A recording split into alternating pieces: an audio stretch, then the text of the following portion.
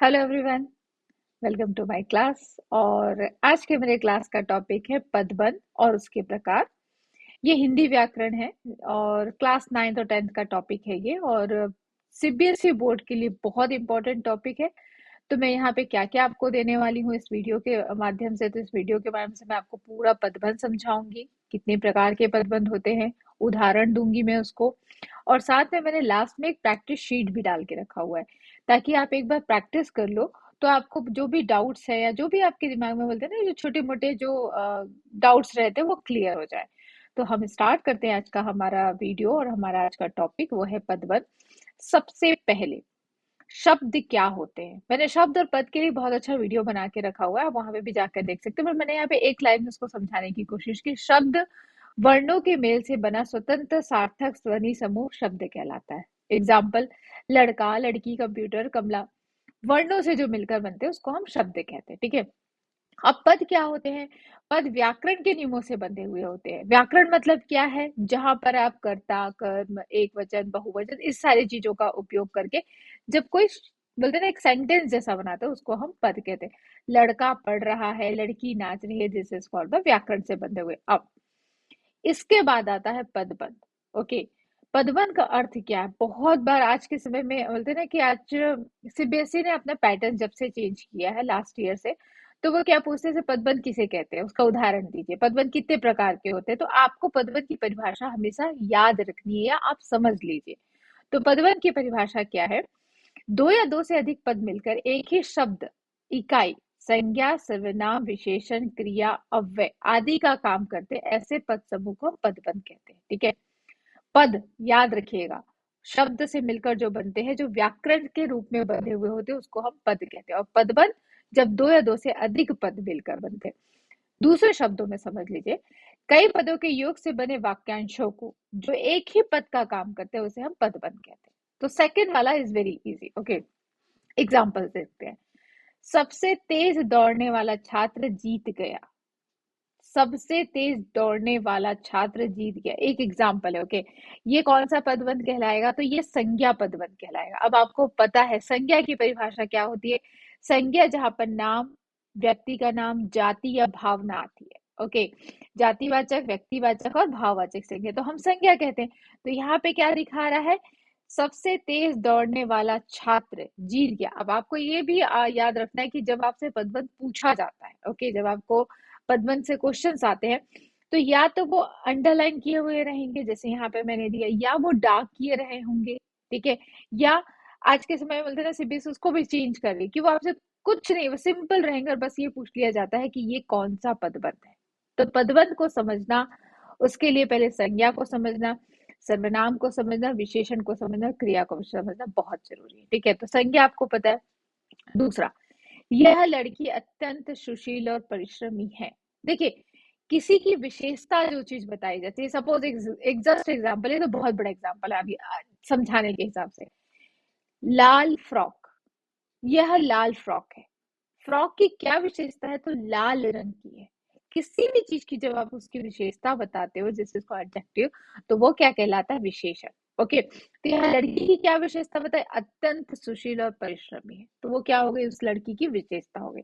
नदी बहती चली जा रही है, क्रिया मतलब क्या होता है, वर्ब। जब कोई काम करते हैं, जब कोई बोलते हैं ना किसी काम को दर्शाया जाता है एक पद के माध्यम से, दैट इज कॉल्ड द क्रिया। और हमेशा याद रखिएगा, क्रिया हमेशा लास्ट में आती है। ओके, नदी बहती चली जा रही है इज अ क्रिया।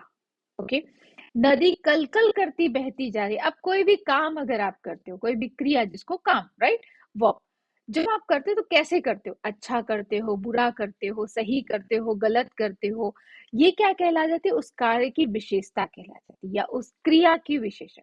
ओके, जब आप किसी कार्य को करते हो तो उसकी जब विशेषता बतलाई जाती है कि आपने धीरे धीरे काम किया, जल्दी काम किया, अच्छा काम किया, खराब काम किया, तो ये क्या हो गई, उस कार्य की विशेषता, उसको हम क्या कहते हैं, क्रिया विशेषण।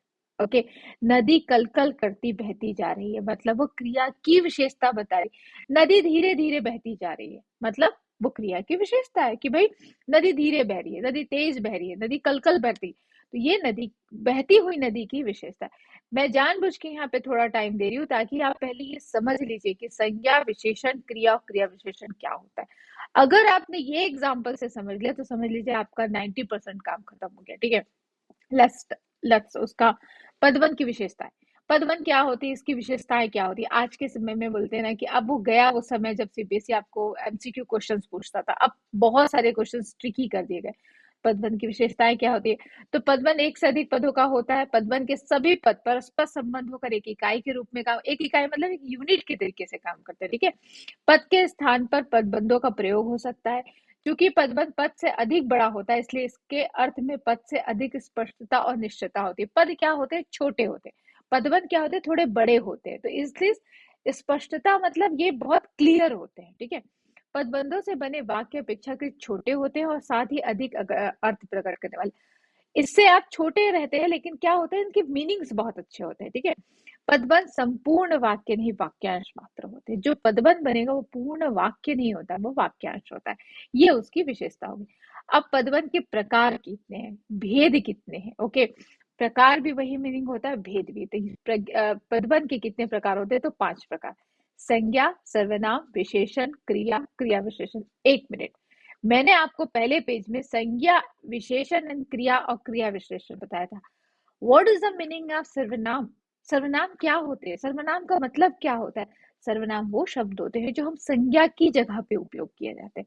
जैसे राम एक अच्छा लड़का है, राम बहुत पढ़ाई करता है, राम को अच्छे से पढ़ना है, XYZ। ओके, क्या आप बार बार राम राम वर्ड यूज कर सकते हैं, नहीं।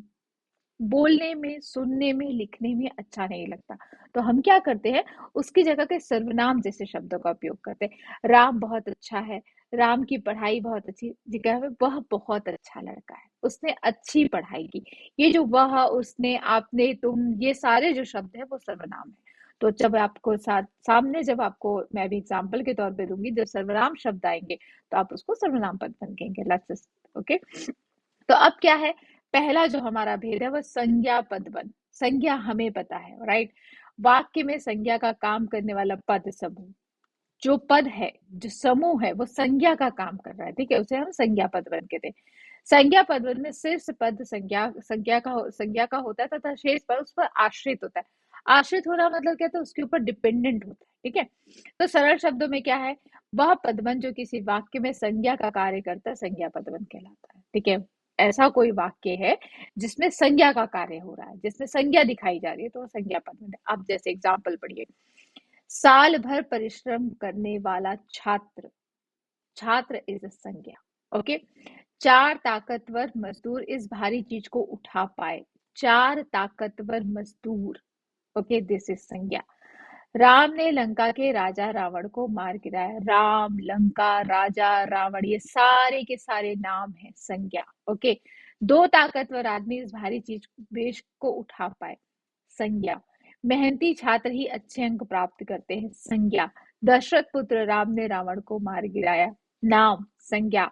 आसमान में उड़ता गुब्बारा फट गया। सारे जो एग्जाम्पल है आप उसमें देख सकते हैं कि यहाँ पे संज्ञा क्यों बोलते हैं ना, संज्ञा का कार्य हो रहा है इस वाक्य में, तो इज अ संज्ञा पद। ओके, डोंट बी कंफ्यूज, आपको कंफ्यूज होना ही नहीं है। जहां पर आपको दिख रहा है कि कहीं किसी का नाम आ रहा है, जो बोलते हैं ना जातिवाचक संज्ञा आ रही है, व्यक्तिवाचक आ रही है, आपको बस ये देख लेना है कि जहां नाम है, जहां पर संज्ञा जैसे शब्दों को भी संज्ञा पदबंध। ओके, तो यहाँ पे मैंने ट्रिक के तौर पे डाल दिया है कि जो पदबंध संज्ञा का संकेत करते हैं दैट्स कॉल्ड द संज्ञावाचक। सर्वनाम पदबंध, सर्वनाम का करने वाला काम करने वाला पद समूह सर्वनाम पदबंध कहलाता है। ठीक है, अब क्या है, सरल शब्द वह पदबंध जो वाक्य में सर्वनाम का कार्य करे, सर्वनाम पदबंध कहलाता है। उदाहरण देखिए, सदा हंसते रहने वाले तुम आज सुस्त क्यों हो, तुम सर्वनाम।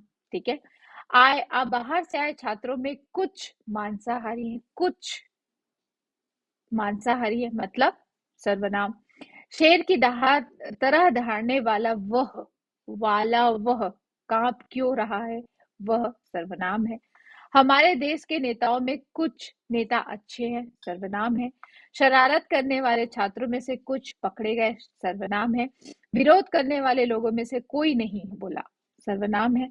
आपके अपनों में कौन आपका साथ देगा, this is the all is सर्वनाम। तो बहुत सरल शब्दों में आप समझ सकते हैं ऐसा पदबन जो सर्वनाम का कार्य करे सर्वनाम पदबन कहलाता है। ठीक है, यहाँ पे मैंने ट्रिक के लिए दिया हुआ है कुछ, कोई, तुम, वह, कौन, ये सारे सर्वनाम के पद है, सॉरी शब्द है। ठीक है, विशेषण पदबन क्या है? विशेषण किसी चीज की विशेषता बताना। आप किस चीज की विशेषता बताओगे? या तो आप किसी व्यक्ति की विशेषता बताओगे, या आप किसी वस्तु की विशेषता बताओगे, राइट?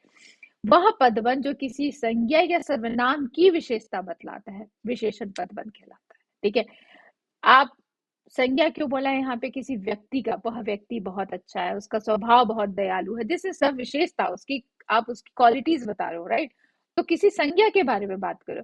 सर्वनाम संज्ञा की जगह जिन शब्दों का उपयोग करते हैं दैट्स कॉल्ड द सर्वनाम। तो सर्वनाम के बारे में आप बताओगे तो उसकी क्या बता रहे हो? विशेषता बता रहे हो। दूसरे शब्दों में पदबंध का शीर्ष अथवा अंतिम शब्द यदि विशेषण हो और यह अन्य शब्द उसी पर आश्रित हो, मतलब डिपेंडेंट हो, तो विशेषण पदबंध कहलाता है। ठीक है, अब यहाँ पर उदाहरण से समझिए। वह बहुत सुंदर कविता लिखता है। कैसी कविता लिखता है? तो सुंदर कविता लिखता है। कैसी कविता लिखता है? तो बेकार कविता लिखता है। तो यहाँ पे क्या हो रहा है? कविता के हम बता रहे हैं कि वो किस तरीके की विशेषता है उस कविता की, तो सुंदर है। ठीक है, उस घर के कोने में लगा हुआ पेड़ आम का है। कौन सा पेड़ है? तो आम का पेड़ है। ठीक है, उसका कुत्ता अत्यंत सुंदर, फुर्तीला और आज्ञाकारी। कुत्ता कैसा है? तो कुत्ता बहुत सुंदर है। ठीक है, फुर्तीला है, एक्टिव है, आज्ञाकारी, ओबीडियंट। ओके, गर्मियों में सफेद खादी कपड़े पहनना आरामदायक होता है। प्रतिदिन व्यायाम और योग करने वाले लोग बीमार कम पड़ते हैं। ठीक है, नियमित रूप से अध्ययन करने वाले छात्र अच्छे अंक लाते हैं। लकड़ी से बनी यह अलमारी बहुत सुंदर। अगर आप थोड़ा सा यहाँ पे ध्यान देंगे, वाले सर्वनाम, कुत्ता संज्ञा। ओके, तो हमने पहले ही परिभाषा में समझा है, जो पदबंध किसी संज्ञा या सर्वनाम की विशेषता बताता है, तो वाले क्या आता है? तो सर्वनाम। तो क्या बता रहा है यहाँ पे? प्रतिदिन व्यायाम और योग करने वाले लोग। ओके, तो वाले लोग क्या है? उनकी विशेषता है।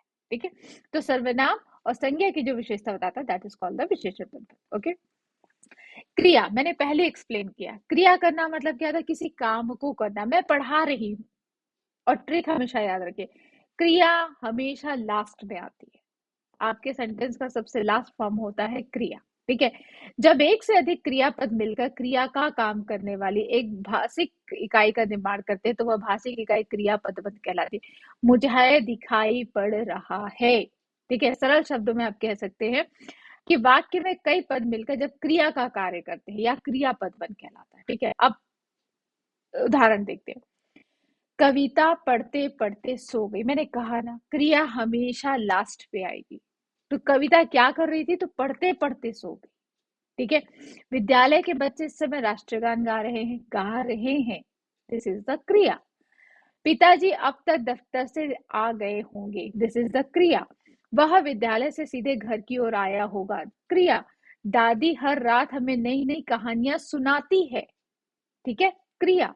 गायक अपना पसंदीदा गीत गा रहा है। क्रिया। बच्चे मैदान में फुटबॉल खेल रहे हैं। क्रिया। क्यों? सारी क्रियाएं आप देख सकते हो, जो भी आप कह रहे हो वो सबसे लास्ट में आता है। दैट्स का ट्रिक। और क्रिया हमेशा लास्ट पे होती है, तो इज अ क्रिया पदबंध। जो पदबंध आपके काम को बताता है, क्रिया को बताता है, दैट इज कॉल्ड द क्रिया पदबंध। ठीक है, ज्यादा आप इसको ज्यादा डाउटफुल पे मत जाओ, सीधे सीधे समझोगे तो आपको बहुत अच्छे से समझ में आएगा। फिफ्थ वन, लास्ट वन, क्रिया विशेषण पदबंध के। अब मैंने पहले ही एक्सप्लेन किया, क्रिया की जो विशेषता बताता है दैट इज कॉल्ड द क्रिया विशेषण। ठीक है, तो क्रिया की विशेषता बताने वाले शब्दों को क्रिया विश्लेषण कहते हैं। जैसे हाथी बहुत धीरे धीरे चलता है, यह बहुत धीरे धीरे क्रिया विश्लेषण है। हाथी जोर से भाग गया, मतलब हाथी कहाँ गया? तो जोर से भाग गया। क्रिया बताया, कैसा भागा? तो जोर से भागा। देखो, मैं बहुत सिंपल शब्दों में समझाना चाह रही हूँ आपको। सरल शब्दों में क्या होगा? हम कह सकते हैं कि वाक्य में जो पद क्रिया की विशेषता बताने वाले होते हैं उसे क्रिया विशेषण कहते हैं। ठीक है, अब उदाहरण के लिए समझिए। आज गाड़ी बहुत जल्दी आ गई। गाड़ी कैसे आ गई? बहुत जल्दी आ गई। गाड़ी कैसे आई? तो लेट आई। तो गाड़ी का आना क्या है? क्रिया। और क्रिया कैसी आई? मतलब जल्दी आ सकती है, लेट आ सकती है, धीरे धीरे आ सकती है, कुछ भी हो सकता है। तो जिस चीज की क्रिया का जिस तरीके से विशेषता बताई जाती है दैट इज कॉल्ड द क्रिया विशेषण। ओके। पक्षी पिंजरे के अंदर बैठा है, अंदर बैठ सकता है, ऊपर बैठ सकता है, बाहर बैठ सकता है, कुछ भी कर सकता है वो, ठीक है।